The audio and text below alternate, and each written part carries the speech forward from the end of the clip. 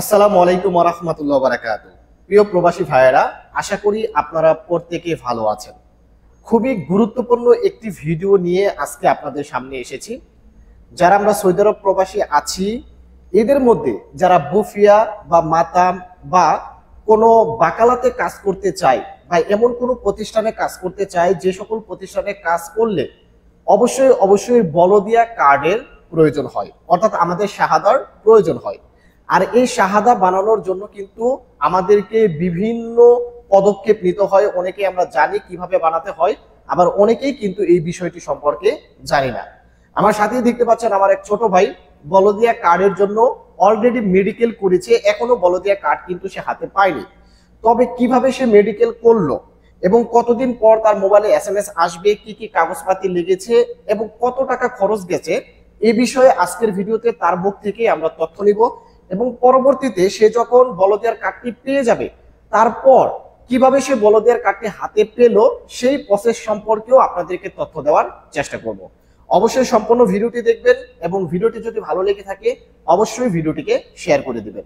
তো ভাই, আপনি যে বলদিয়ার কার্ডটি করার জন্য মেডিকেল করেছেন, সেই মেডিকেল করার জন্য প্রথমে আপনি কিভাবে মেডিকেল সেন্টারে গেছেন, কি কি কাগজপাতি নিয়ে গেছেন বা কত টাকা খরচ গিয়েছে সেটা আমার দর্শকের সাথে শেয়ার করবেন।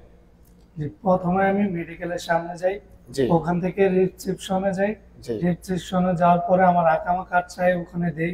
আকামা দেওয়ার পরে আকামা এক্সাক্ট করে, মানে এট ফার্স্ট আপনি রিসেপশনে যাওয়ার পর ওখানে জিজ্ঞেস করেন যে আপনি বলদিয়ার কার্ড করার জন্য এসেছেন, তাই না, শাহাদা করার জন্য। জি। এরপর আপনার কাছ থেকে সে আকামার কার্ড চায়।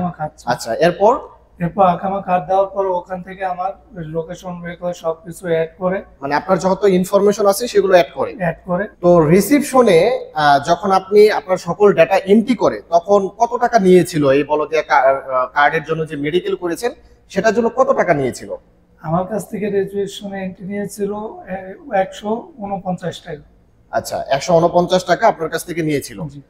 আসলে 150 থেকে হয়তোবা 180 টাকা এরকমই কিন্তু হয়ে থাকে। বিভিন্ন মেডিকেলে বিভিন্ন রকম মেডিকেল ফি নিয়ে থাকে, তবে সেটা 150 থেকে 180 বা 190 এর ভিতরেই কিন্তু হয়ে থাকে। মানে আপনার যত ইনফরমেশন আছে সেগুলো অ্যাড করে।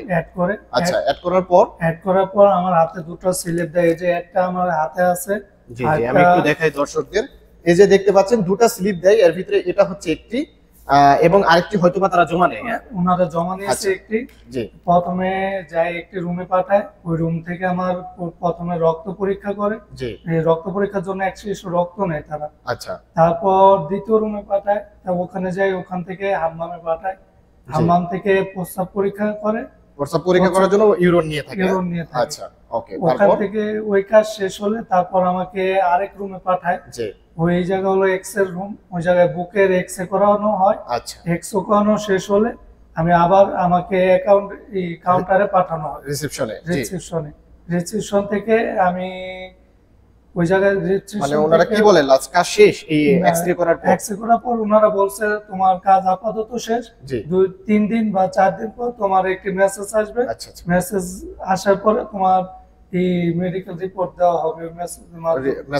এরপর মানে বলদিয়া কার্ডের যে টাকাটা সেটা সাজ্জাদ করতে হবে, ওটা সাজ্জাদ করতে হবে। আচ্ছা, ভাইয়ের মুখ থেকে শুনলেন। এট ফার্স্ট আপনাদেরকে রিসেপশনে গিয়ে আপনাদেরকে বলতে হবে যে আপনারা বলদিয়া কার্ড করার জন্য এসেছেন। এরপর তারা সকল ডেটা এন্ট্রি করবে। এন্ট্রি করার পর আপনি কোথায় কাজ করবেন, বাকালাতে না বুফিয়াতে না মাতামে, এটাও কিন্তু তাদেরকে বলতে হবে। এরপর এন্ট্রি করার পর আপনাদেরকে দুটি রিসিপ্ট দিবে। রিসিপ্ট নেওয়ার পর একটি রিসিপ্ট দিয়ে জমা দিবেন। তারপর তারা আপনাদের রক্ত টেস্ট করার জন্য রক্ত নিবে, ইউরিন টেস্ট করার জন্য ইউরিন নিবে। এরপর আপনাদের এক্স-রে রুমে পাঠাবে, এক্স-রে করবে। এক্স-রে এই 3টা রিপোর্ট করার পর আপনাদের কাজ শেষ। এরপর আপনাদের 3-4 দিন পর মোবাইলে SMS আসবে। এরপর আপনাদেরকে বলদিয়া কার্ডের ট্রেনিং দিতে হবে, কার্ডের জন্য ট্রেনিং দিতে হবে এবং আপনাদেরকে বলদিয়া কার্ডের যে রসুম রয়েছে, যে সাদ্দাত রয়েছে, যে পরিমাণ টাকা, সেটাকে সাদ্দাত করলেই কিন্তু আপনারা বলদিয়ার কার্ডটি পেয়ে যাবেন। তারপরও পরবর্তী ভিডিওতে আপনাদেরকে তথ্য দিব উনি কিভাবে বলদিয়ার কার্ডটি হাতে পর্যন্ত পেল। পাওয়ার পর আপনাদের সামনে নেক্সট ভিডিও ইনশাল্লাহ নিয়ে আসবো। ভালো থাকবেন, সুস্থ থাকবেন, সকলকে জানাচ্ছি আসসালামু আলাইকুম।